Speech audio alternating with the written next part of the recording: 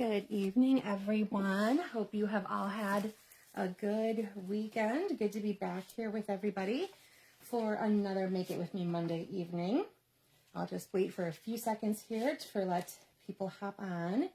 Then I'll have a little bit of a brief product to show you, and then we will get into making our card tonight. So this weekend had beautiful weather. We were up celebrating the graduation of our niece from college. We're so excited for her. And the family also did, if you're not familiar with it, the Fight for Air Climb. It's a fundraiser for the American Lung Association. And all 5 of us went to, I believe it's now called American Family Field, but it'll be Miller Park in my head for a while. The baseball field where the Brewers play. And we climbed up and down a whole bunch of stairs and raised money for the Lung Association. So it's an event I've been doing personally for 13 years. And hi, Mary Lynn, good to see you tonight. And this year, my entire family joined me. So my husband and all 3 of my kids did it with me too. So that was a lot of fun. Hope you guys all had something nice that you got to do this weekend as well. All right, so just a quick reminder, if you want to join us on June 17th, and again, if you can't join live, don't worry. The videos will always be there for you to find later for some demonstrations, some make and takes that will be sent to you to do along live with us. That'll be really, really fun. You just go to stampinintosummer.com to register.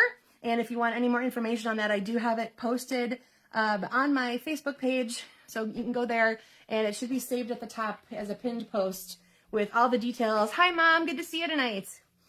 With all the details about what's going to be shown, what's sharing what the extra classes look like, all that good stuff.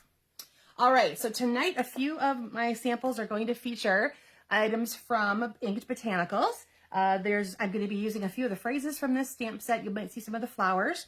It does come with a punch set, which I haven't even broken into yet. As you can see, it's still in plastic. But it just arrived recently, and I wanted to get into using it right away because these papers are so pretty. Oh my gosh. They have some wonderful colors in them. There's coral, there's Lost Lagoon, there is Pretty Peacock, I believe. So all kinds of really pretty papers. These are a 6x6 size. And so there's lots of versatility here. And then again, on the back side, you've got even more great patterns, dots and stripes and plaids and cute little flowers. And like I said, the color palette in this one is really soft, very springy, really pretty, and really fun to play with. So that actually is going to be one of the suites featured on Stampin' Into Summer Sunday. Hi, Amy. Nice to see you tonight. So again, if you want details on that, go find my Facebook page or just go right to the website stampinintosummer.com and you can register for that event. All right, so let's get started tonight. We have got, what did we need to have tonight? We needed to have some cardstock that was 4 1/4 by 11 and scored at 5 1/2. So this one's going to end up opening vertically. Okay. And then again, if you need something inside to write with, to write on or stamp on or write on, you wanted to get a neutral color that's 4 by 5 1/4, and that'll layer nicely inside your card. All right. Then you wanted a piece of cards. Oh, this is boho blue. Then you want a piece of cardstock that's 3 5/8 by 5 3/8. I know some of the measurements were weird today, but it's kind of how it lays out. And this is Misty Moonlight. And then we wanted 3 pieces of coordinating designer series paper. I took mine from the Countryside Inn designer series paper. I've already shown it a couple of times. Hi, Tina. A couple of times on these Monday nights. It's one of the new ones, and it's got literally every shade of blue that we have, and it's so pretty. Really easy to match up with, of course, between our cardstocks. They all blend so nicely. So you needed one that was 3 1/4 by 5 1/8. You needed one that was 3 by 2 1/2, and you needed one that was 2 by 2 1/2. And I specifically highlighted those points where they're going to come together kind of like this. So you need to have your long one going down, your shorter one can be here, and your taller one could be here, but these 2 1/2 inch widths are going to line up. Hi, Kathy Jo, good to see you tonight. Then you needed a small shape or something with your phrase on it, whether you just cut some cardstock to fit, that's totally cool. And then some ribbon. I'm going to be using this really pretty boho blue ribbon. We have it in all of the in colors. And it is a, what do they call it? They call it textured. So there's some really pretty, hopefully you can see it, really pretty weave in here. Really nice to work with. All right. So let's go ahead. If you haven't done your focal point or whatever it is that you want to do for your phrasing, I'm just going to go ahead and do mine. So I have Misty Moonlight ink, and I am taking the Happy Birthday from that Ink and Tiled stamp set I just showed you earlier. Oop, that one didn't work, did it? Let me try that again. What is wrong with my bee? Come on. There we go. It was being stubborn. Now you'll notice I have a skinny strip of paper because I'm going to be using my double oval punch. Now if I had something that was really big, hi Aunt Mary, good to see you tonight. I would also have punched this out as well, and it's just wasted cardstock. So I always cut kind of skinny ones when I'm going to be using this particular punch. So let me slide that in, center it. I always like to stamp first and punch second so that you know you got it in a good spot, and then punch it through. And then if I was going to use this scalloped part again, I would cut a skinny strip that was just a little bigger than that and be able to slide it on through. So unless you're having them be the exact same piece of cardstock, that's a tip for using one of these double type punches without too much cardstock waste. Okay, so now I have got that all set to go. Let's go ahead and grab that 3 5/8 and 5 3/8 piece. And again, I apologize, some of these measurements are a little goofy. And then grab the long skinny strip of the Designer Series paper that you have. And we're going to go ahead and put some adhesive on the back of that. And it's going to line up to the right edge. I find visually I line things better up horizontally than I do vertically. So that's why I turn it toward me. But you do whatever works for you. All right, now grab that piece that's 3 by 2.5. And remember your 2.5 is going to be the width across and the 3 inches is the height. So if for some reason yours is directional, make sure that you have used it in the proper direction. You're going to put that at the top of this, and again, you're going to leave just a little bit of a border between and around, okay? And then as you can tell, it's basically like a puzzle. The third one's going to fit in right down there. So that is the 2 by 2.5 piece. And then before you go attaching that to anything, we're going to do our ribbon first. So I'm going to give you a couple tips. I'm going to cut a length that's going to be the width of the card plus a little extra for adhering onto the back side. Okay, get my paper snips. There we go. And then I don't have to work with the whole reel. Now you can use your regular adhesive if you want. I find, hi Karen, no problem that you're a little late. Glad to see ya. I find I like something a little bit sturdier, so usually I use glue dots. But if some people have trouble with the tininess or the whatever of the glue dot, let me do one this way. So I like to take my ribbon end to the glue dot itself and then pull it off. So now the glue dot is stuck to that side. And I'm going to lay it across in that little break. We're essentially covering up where those two meet. Flip it over and then tack that down. And that is the one side that had the glue dot on it. So you can see the side still flapping around. And like I said, if that seems hard to do or it's hard to get your adhesive to work, you can simply grab some Scotch tape. And if you hold that tight, then you can cover the entire end and you don't have to worry about it coming up. So I'll show you that again over here. Just grab a piece across the frayed end, and then like I said, you don't have to worry about it coming off or coming up. Sometimes especially if you're working with a skinny ribbon or something delicate, the tape might actually work a little bit better for you.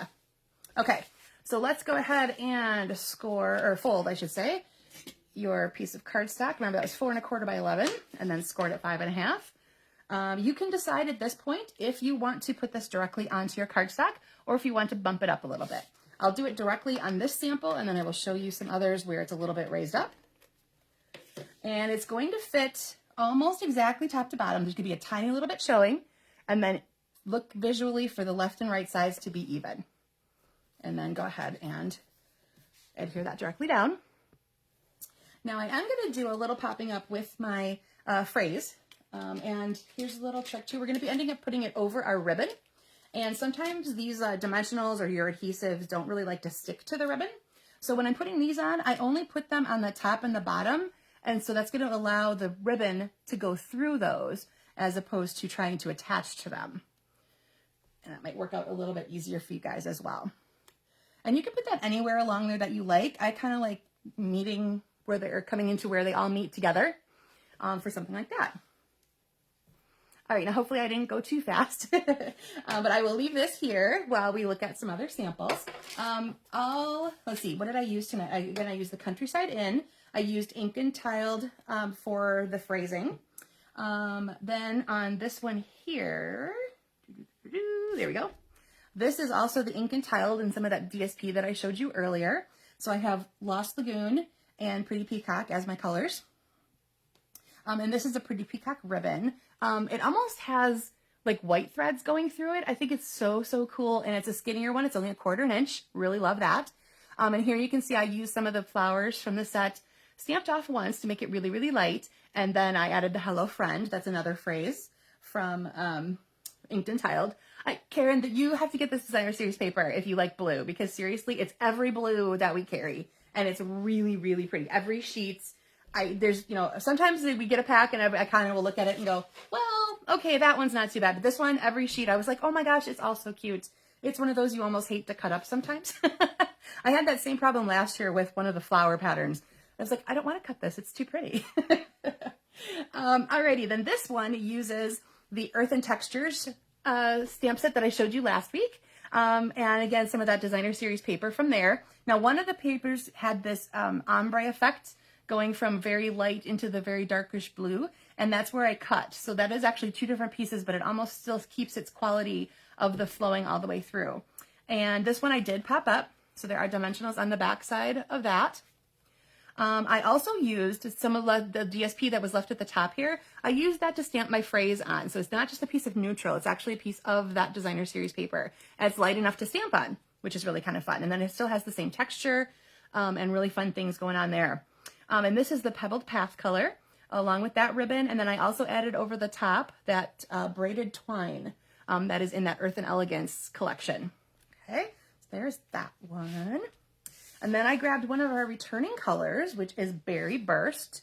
So you have this really bright pinky color.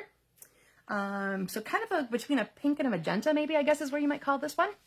Now this is the Glorious Gingham Designer Series paper. It comes in, I think, 3 or 4 of the newer, or Back to Us colors. So there was the Berry Burst in there. I think there's a Lemon Lime Twist.